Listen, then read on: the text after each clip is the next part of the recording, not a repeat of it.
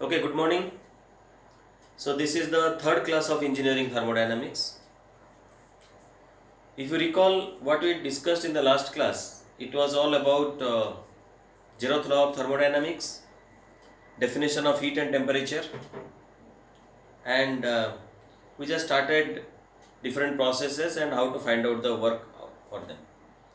Before we go to actually calculate the magnitude of work associated with each process, we need to know little bit about the convention that will follow in assigning a sign, a positive or a negative sign to different interactions.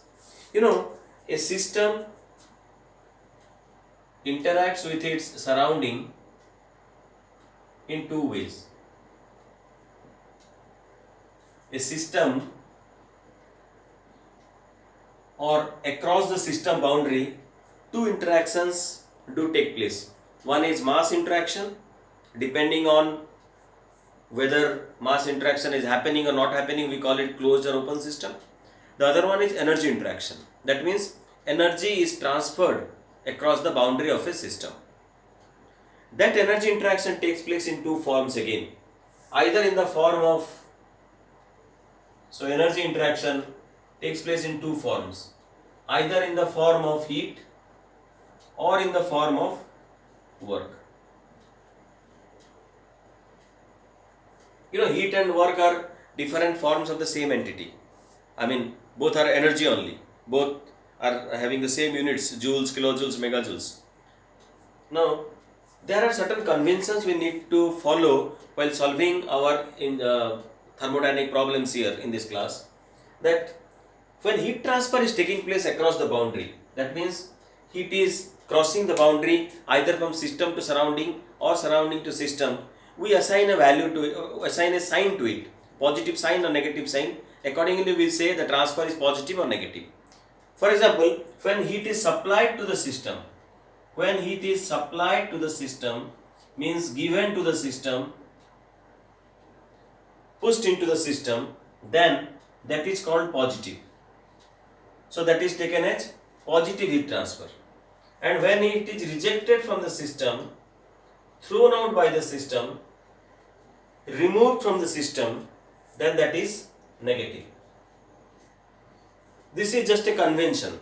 Alright. Similarly, coming to the work interaction, if work is given to the system, that means given to the system. That means work is done on the system, then it is negative.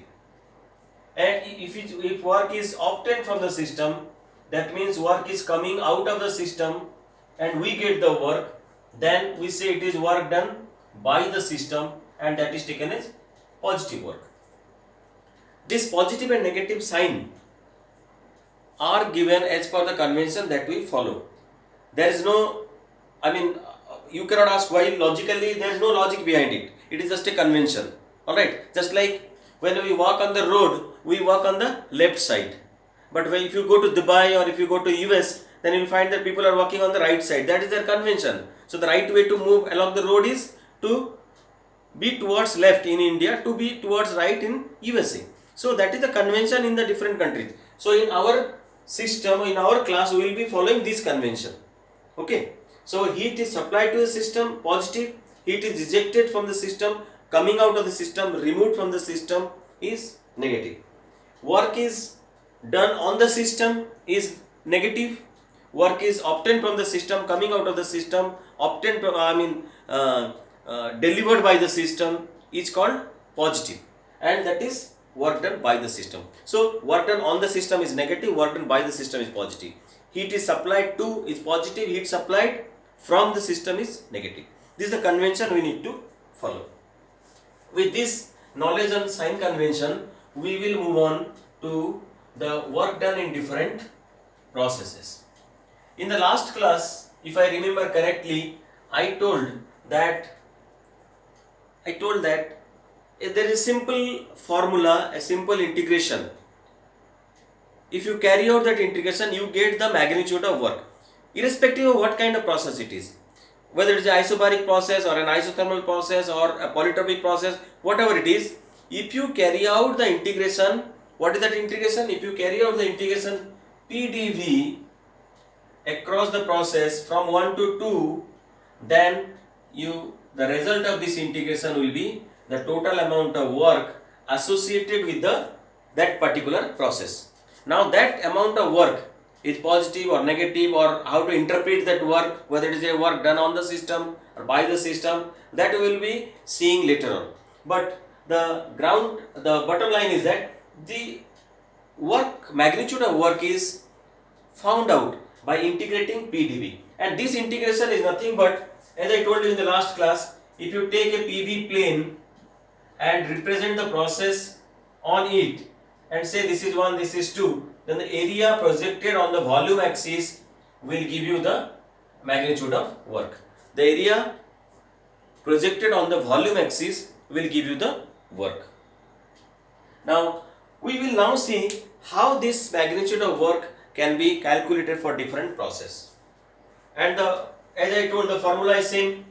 So if I say integrate y dx from 1 to 2, what is the result of integration?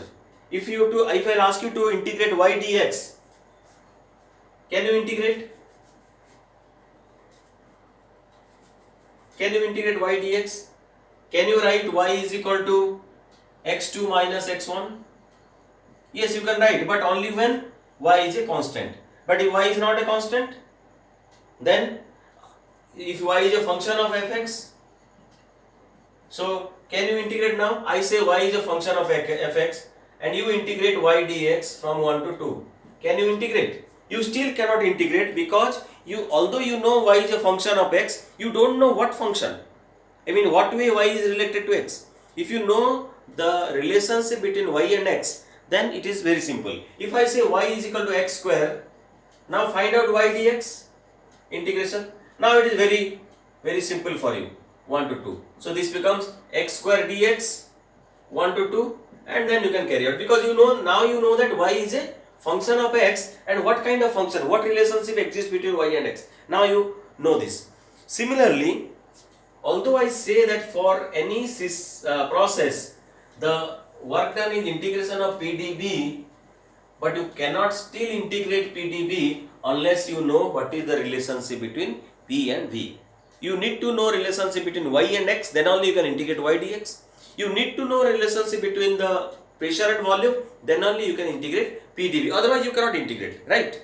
So relationship between pressure and volume, that must be known to us for a particular process in order to calculate or in order to determine the magnitude of work associated in a process from an initial point 1 to a final point 2.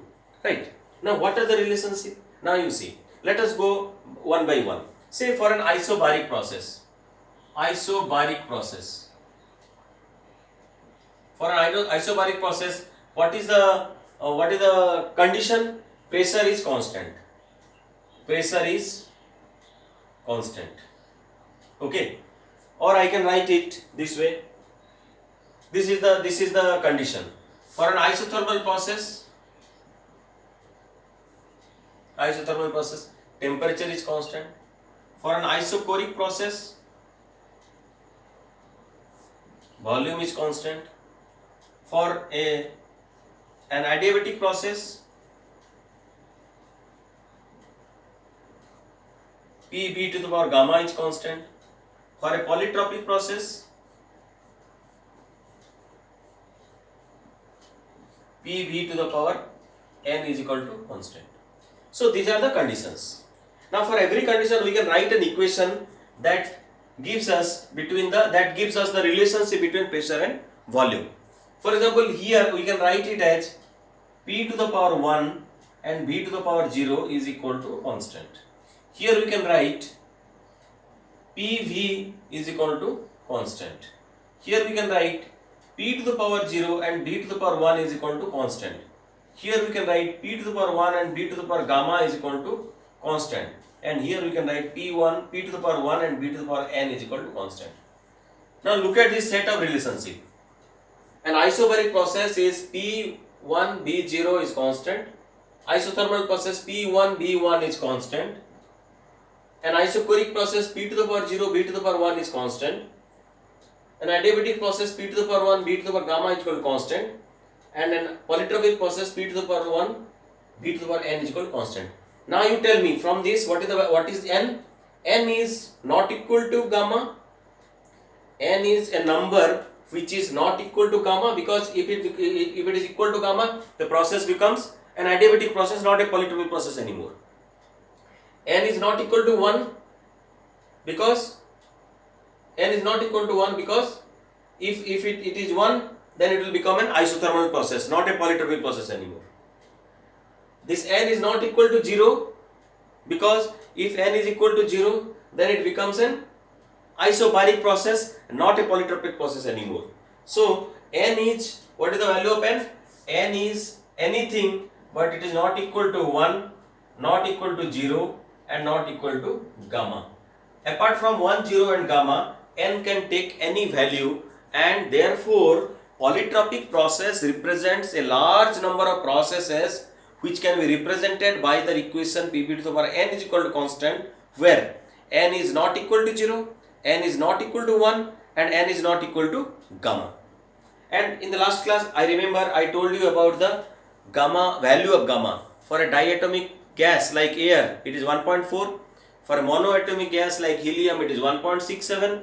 For a triatomic gas like carbon dioxide or nitrogen dioxide or sulfur dioxide, it is 1.33. So these values will not be given to you in the examination. You have to remember the value of gamma for different atomicity of the molecules. Okay, so our point of discussion is that if this is the case, then what will be the work done for an isobaric process? What will be the work done for an isobaric process? W integration of P dV, and this P is a constant. P is a constant, so P can be taken out. So this becomes P into V2 minus V1. Similarly, here PV is constant. So W is equal to, if you carry out the same integration is same, P dV, then you will find this answer will be P1 V1 ln V2 by V1. I am not going to do this integration. This is not a mathematics class. So you have done this in the +2. That isothermal work done is integration P dV. Now in place of P you can write constant by V, and then that becomes dV by V. dV by V integration is ln V. So when you put the limits, then ln V2 by V1 and constant is P1 V1. So it is P1 V1 ln V2 by V1 or P2 V2 ln V2 by V1. Similarly, for an isochoric process, W is equal to integration of P dV from 1 to 2, and dV is 0, therefore the result of integration is 0. Or in other words, in an isochoric process, the work done or work associated is 0. There is no work done in an isochoric process. Alright, that means when the volume is constant, no work is done. Adiabatic process, again W will be equal to P dV, integration from 1 to 2. All these integrations are possible because now you are in a position to integrate it, because you know the relationship between pressure and volume. You know how P and V are related. So here P and V are related by this equation, Pv to the power gamma is equal to constant. So you can replace P by C divided by V to the power gamma, and if you carry out this integration, you will find the result of integration will be P1 V1. Result of integration will be P1 V1 minus P2 V2 gamma minus 1. Gamma minus 1. Similarly, for a polytropic process, in the same way, work done will be integration of P dV again along 1 to 2, and the result of integration will be P1 V1 minus P2 V2 by n minus 1. N minus 1. So you can see one thing. We have taken 5 different processes, 5 different names. These names are given depending on what condition is attached to that path, I told in the first class, a well-defined path or a path with a condition is called a process. So these are the conditions. The pressure is equal to constant, we call it an isobaric process. When temperature is constant, we call it an isothermal process. When volume is equal to constant, we call it an isoporic process. Similarly, when there is no heat transfer and PV to the power gamma is equal to constant, it is an adiabatic process. And PV to the power n is equal to constant in the condition, then it is a polytropic process. And every condition gives you a relationship between pressure and volume. And based on every relationship between pressure and volume, when you carry out the integration PdV 1 to 2, you get different values. So although the same simple formula is valid for all the processes, the result of integrations are different. That means once the process is changing, the amount of work associated with the process is also changing. The amount of work associated with this process, with the process, is also changing. Therefore, magnitude of work or amount of work is a function of the process followed. It is not only dependent on 1 and 2, it also depends very much on the path followed.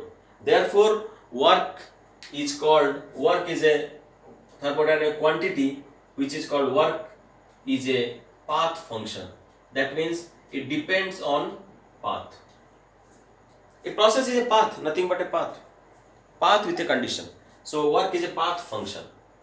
Alright. Now look at this. When this will be positive, pressure cannot be negative. So when this will be positive, it will be positive only when V2 is greater than V1. That means the final volume is greater than initial volume.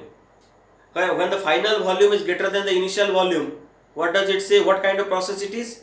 It is an expansion or a compression process. Initially the volume was this much, the volume became this much. So it is an expansion process or a compression process. It is an expansion process. Okay. Now here, when this will be positive when V2 will be greater than V1 and this ratio is more than 1. Now V2 is greater than V1 means it is an expansion process. So whenever there is an expansion, the result will be positive, and whenever there will be a compression, the result will be negative. And when there is an expansion, it is work done by the gas or by the system, and when it is compression, it is work done on the system. When you compress a gas, you have to do work on the gas, and we have to allow a gas to expand, the gas does the work. So work done by the system is positive. Look at the sign convention that we have followed. So I am just interpreting that with this one. So the final volume is more than the initial volume. That means when the system is expanding, the work associated is positive.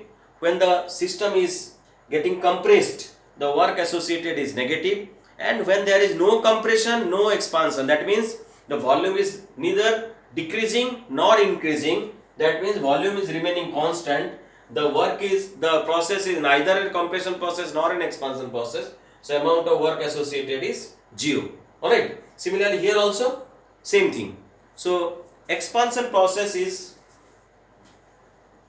representing positive work, and the compression process, in the compression process, the work associated is negative work. So this is as per our sign convention. And we also saw here that the magnitude of work depends not only on the end points but also on the path followed. That means if there is a pressure volume plane, that means the process is represented in a PV coordinate, pressure volume plane, and this is point 1 and this is point 2. If I now ask you what is the amount of work done or work associated with this process, then looking at 1 and 2, you cannot tell me. Can you tell me what is the amount of work done between 1 and 2? You cannot tell, because all that you need to know is how the pressure and volume are related. Whether 1 to 2 the path is a straight line, whether it is a curved line, whether it is a line following the equation PV to the power gamma is equal to constant. So if I take a process 1 to 2 like this, then integration of PdV will be this area. Now see, the initial points are same 1 to 2. Now if I take another path, then the area under the curve is different. So amount of work is different. If I take it like this, the amount of work, the area under the curve is still different. So we need to find out this, and we understand from here that work is very much dependent on the path followed. It is not only dependent on the 1 and 2, it also very much depends on the path between 1 and 2. And the path between 1 and 2 is represented by a mathematical equation that we had listed just previously. For an isobaric, it is p to the power 1 b to the power 0 is constant. For a adiabatic, p b to the power gamma is equal to constant, and so on. Alright. So work therefore is a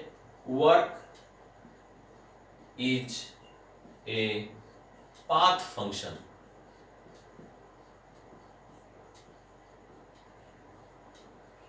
Work is a path function. Now, suppose between this point and this point, if I ask you what is the change in pressure when the system travels from 1 to 2? Got my question? I'll say, what is the change in pressure when the system migrates from 1 to 2? So your answer will be final pressure P2 minus P1. Here you are not asking me which one is the path, whether the path is this or this or this or a straight line. The change in pressure is going to be P2 minus P1 only. So P2 minus P1 is not depending on the path in between. It is only concerned with the initial and final points. Similarly, if I ask you what is the change in volume when the system changes its state from 1 to 2, the change in volume will be final volume V2 minus initial volume. This is V2, this is V1, so this patch. Okay, V2 minus V1. Now, here also you don't ask me about the path. Irrespective of the path, whether the path is this or this, the change in volume is going to be V2 minus V1 only. Okay, so pressure, similarly, temperature change between 1 and 2 will be T2 minus T1. Enthalpy change will be H2 minus H1. Internal energy change will be U2 minus U1. So these things, the pressure, volume, these quantities P, V, T, U, etc. are not depending on path like work. Work is depending on path, whereas these things are not depending on path. And all these quantities which are not depending on the path and they depend only on the state points are called point functions. So what are the point functions? All the thermodynamic properties. How many thermodynamic properties are there? All thermodynamic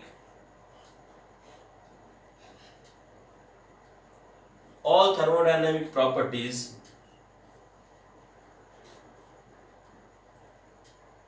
how many are there? There are 8 thermodynamic properties: pressure, volume, temperature, internal energy, enthalpy, entropy, Gibbs function and Helmholtz function are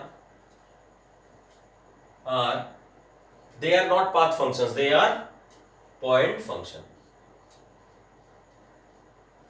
Point functions. Okay. So while work is a path function, the properties are point functions. That is a very important concept in thermodynamics. What are the quantities that depend on the path, and which are the quantities that do not depend on the path? So this is about the work and heat. Now there are certain things I would like to tell you in regard to work again. There are 2 ways of finding out the magnitude of work. One is you mathematically calculate. How do you calculate mathematically? I have already done. Take the process, establish a relationship between P and V, find out the relationship between P and V, and then integrate P dV over a process 1 to 2. That will give you the mathematically that will give you the magnitude of work. Alright, P dV. If the result of integration comes out positive, you will understand that, because you know the value of B1 and B2 and then you put the upper limit, lower limit. If the result is positive, you understand that it is work done by the system. If the result of integration is negative, you understand that it is work done on the system. If it is positive, it is work done by the system, you also understand that this is an expansion process. This is an expansion process. That means the volume is increasing. If the result of integration comes out to be negative, you understand that the work is done on the system and it is a compression process. Compression process. That means the final volume is less than the initial volume. It is getting compressed, and this is on the system. Alright. Now, if the result of integration is 0, and that happens only in one case, then you need to understand that that is an isochoric process.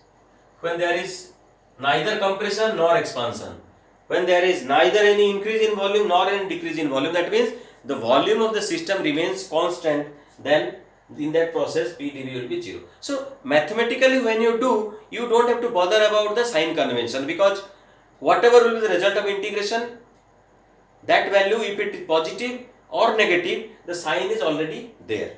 But when you are, there is another way of finding out the magnitude of work, that is through graphical means. Now suppose I give you a curve, I don't give you any relationship between P and B.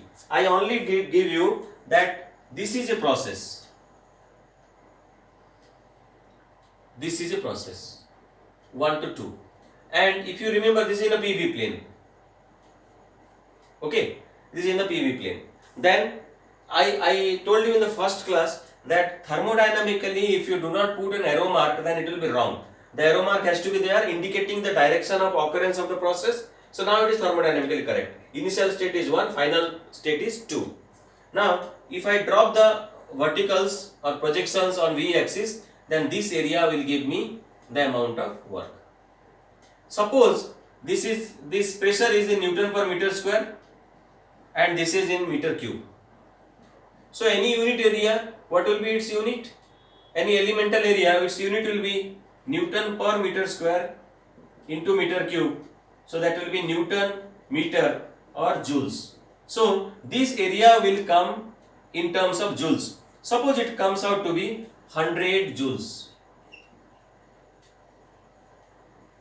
I calculate the area graphically, okay, by counting the number of small divisions and big divisions, and I find that the area is 100 units. Every unit is 1 joule, so 100 units means 100 joules. So work associated with this process is 100 joules. Now you know area cannot be negative. If you have a graph and if you are calculating the area graphically, it will never be negative. Alright, so it will be 100 joules only. Now this 100 joules will be plus 100 or minus 100. This work done will be work done by the gas or on the gas. This work done is an expansion or a compression. So how do you know that whether I will assign a value to this, a plus value to this or a minus value to this? How do I know? Now you tell, how do you know? See, the initial state is 1 and this is the volume axis. So initial state is 1 and 2 is the final state, and when the system is moving from initial to final state, you will find that the volume is increasing. When volume is increasing, what kind of process it is?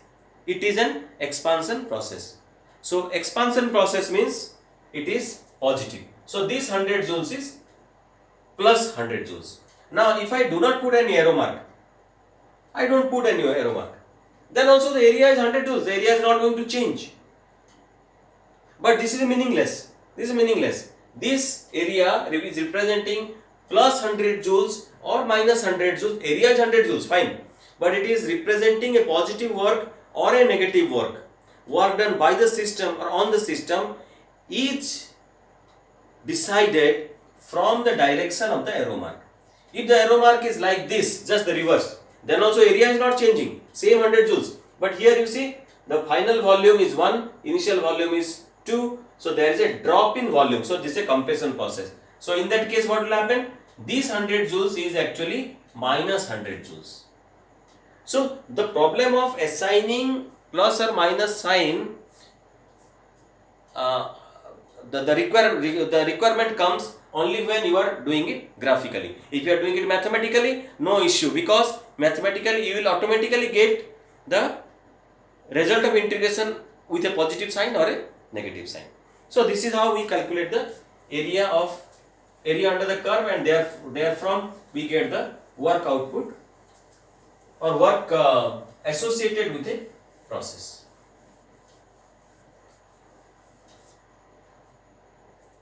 Now in physics we have read that work cannot be done without the expense of energy in some form.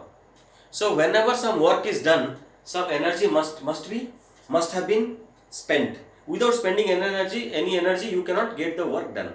So there must be a relationship between this energy spent and the amount of work done.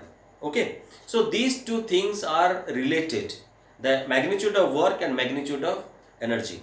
More precisely, in thermodynamics we will be dealing with the thermal energy and the work, and how they are related to each other, and how they are related to each other in different situations.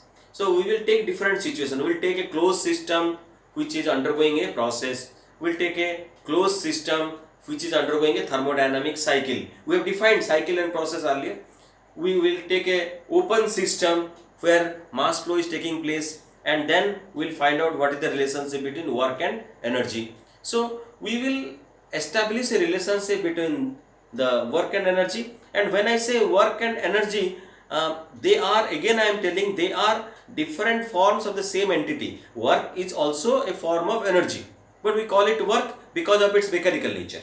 Alright, so how they are related to each other, and for different situations, how those relationship between work and heat are put into the put in the form of an equation, put in the form of a statement called law. All these things we will be discussing in the next class. So in the next class we will discuss precisely the first law of thermodynamics, which is essentially a law of conservation of energy. And you know law of conservation of energy. Conservation of energy law states that the total energy of the universe is constant. Energy can neither be destroyed nor be created. Only the form of energy may change. Energy may change its form from this form to that form, from that form to that form. Okay, so based on this principle, we will be trying to understand what is first law of thermodynamics for different processes and different situations. This much for today. Thank you.